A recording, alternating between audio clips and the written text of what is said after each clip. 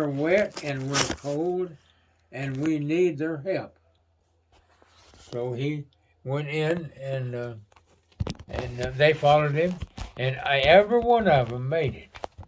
And Paul, when he went in, the ruler of that city where he went, town that they walked into, it was 267, I believe, of them.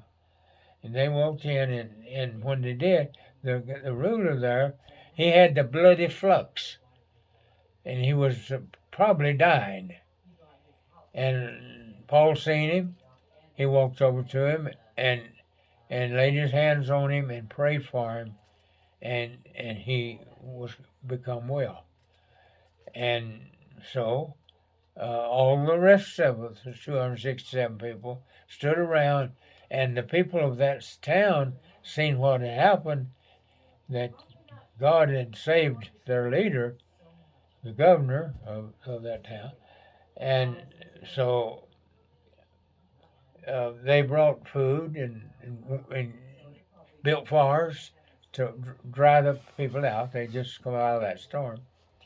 And so they, every one of them was saved. I think it was 267 or 8. I believe it was 268. Oh. I believe it was. Anyway, they was all saved. And they stayed there, I believe, for 5 months on that island. And wow, he went through a lot just to go to his own death. Oh, Paul suffered. Oh, you wouldn't believe. Have you ever heard of somebody named Polycarp? No. This was one of the first Christians after his death. He lived 100 years after. This was a student of John the Baptist, his last student. His last living student was named Polycarp. And he had a bad one too. They put him up to burn him, and the fire went out. You couldn't even burn him. They had to I forget how they finally killed him, but it was several attempts to try to kill him, and he wouldn't die. Well, that's not in the Bible. No, this is a history of Polycarp. This was one of the Christians after, just a story of what he had to go through. He was a bishop. This is a real person. Not in the Bible, but definitely a person. He was one of Christians. Well, you believe he was. No, this is a historian. Yeah, well, even historians is proven to be wrong. Well, I don't question him as much. I see if I can go from 5 different locations and it's the same story, it's the same person, same history, it's probably real. But regardless, it was only a story about a person who died for Christ. That's who it was. And there was nothing wrong with that. There was a whole bunch of people who died for Christ.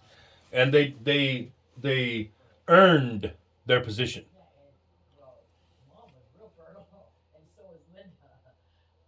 Now, let's finish this one here, verse you were reading.